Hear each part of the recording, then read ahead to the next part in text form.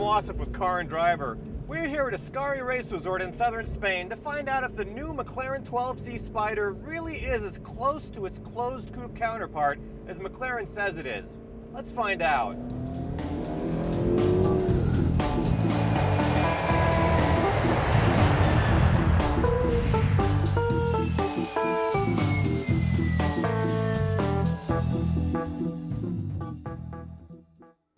McLaren makes some bold claims about their new 12C Spider, saying it's a no-compromises, open-air alternative to the coupe, with virtually all of the chassis stiffness and identical acceleration from 0 to 60. With those promises in mind, we traveled to Ascari Race Resort in southern Spain to find out, can this convertible really satisfy supercar purists?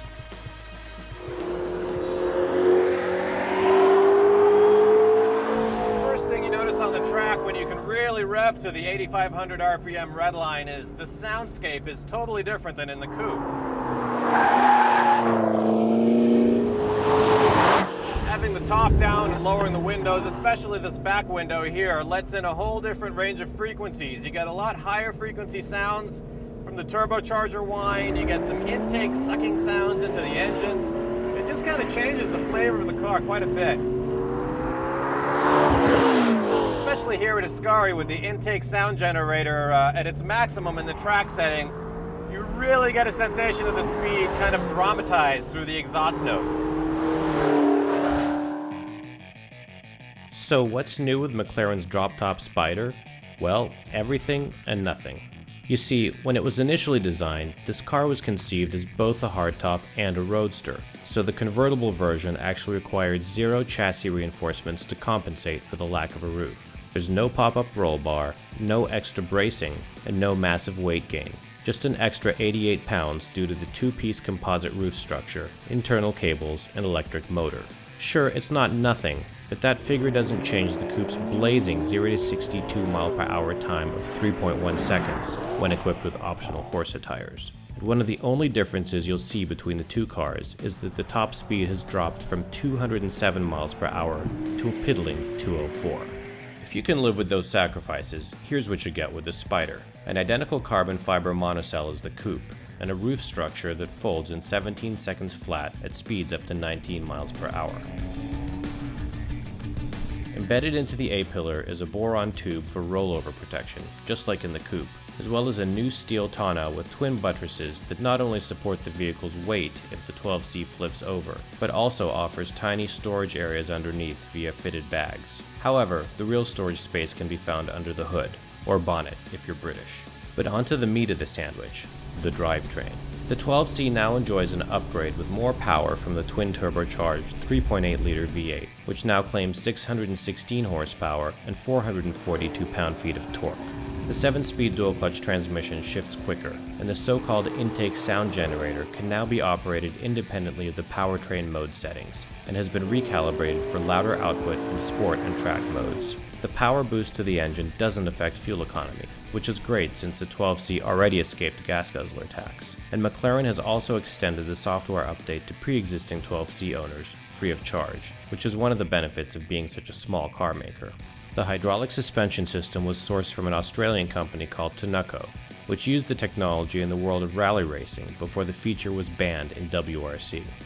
Another visual difference with this car now that the roof is open, you get to see the air brake when it deploys and it almost looks like a Freightliner is bearing down on you from behind. All the stuff we love about the McLaren coupe really just carries through the racetrack. You don't feel any torsional stiffness sacrifice with the open roof configuration. The car really feels planted, just as planted as the coupe. You know, they say that top speed drops from 207 to 204. I mean, those are negligible differences. As flat as the suspension feels and as responsive as everything is, sometimes there are just limits to what the tires can do. This dual clutch transmission seems to work better the faster you go. The higher RPMs, the faster the shifts.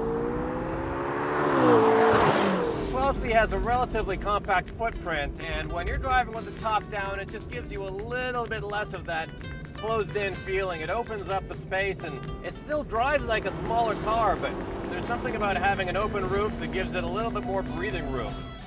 You know, the term go-kart handling gets overused a lot, but The fact that this car is relatively narrow and relatively compact, so agile and so stiff, gives you such a good feeling of where everything is situated and how the power is getting routed. You kind of understand using that cliche. This is the kind of car that the faster you drive, the more it eggs you on to go even faster. You get so much feedback, you get a lot of information through the steering wheel, and you know, if you accelerate a little too early, the front end gets unloaded and you feel the steering lighten up. You know when you're kind of headed into an understeer situation. You can feel when the power is boosting and going to the back and sliding out the rear. But the way everything works together in this car really encourages you to just kind of push the car's limits and push your own limits. This is a car that wants you to drive so fast, it's kind of easy to get in over your head.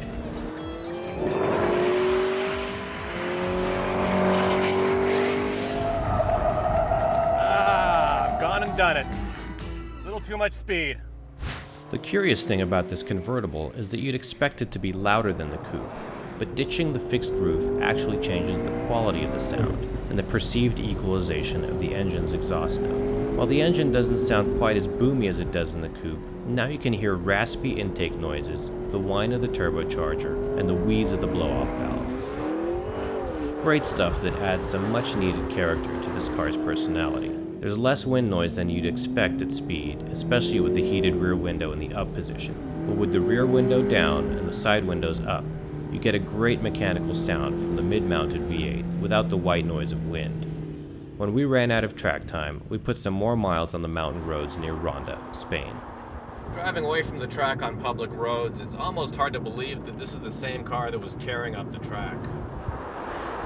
When you've got the roof up in its quietest setting, this car is really livable. Good enough for an all-day road trip. The great thing about this convertible top setup is if you want a little more sound from the engine, all you have to do is lower that back window and it lets in this nice low-frequency sound. Just during day-to-day driving on a winding road like this, the 12C feels kind of like a giant Miata on steroids. It's lightweight, it's tossable, and you get this really direct feeling of steering that, you know, there is power assist, but it almost feels like it's just working on its own. It's very compact in here. It feels like a jet fighter. Everything is so functional. Everything is just kind of what you need. You've got the big tachometer in the middle. You've got this narrow little center stack.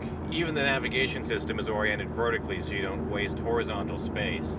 You've got air conditioning controls on the door panel, so you just reach over with your left hand, change the fan setting.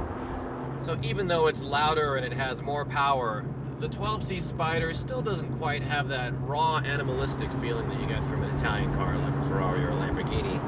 However, on a long road trip when you need storage space, a smooth ride, and a quiet cabin, this car really excels.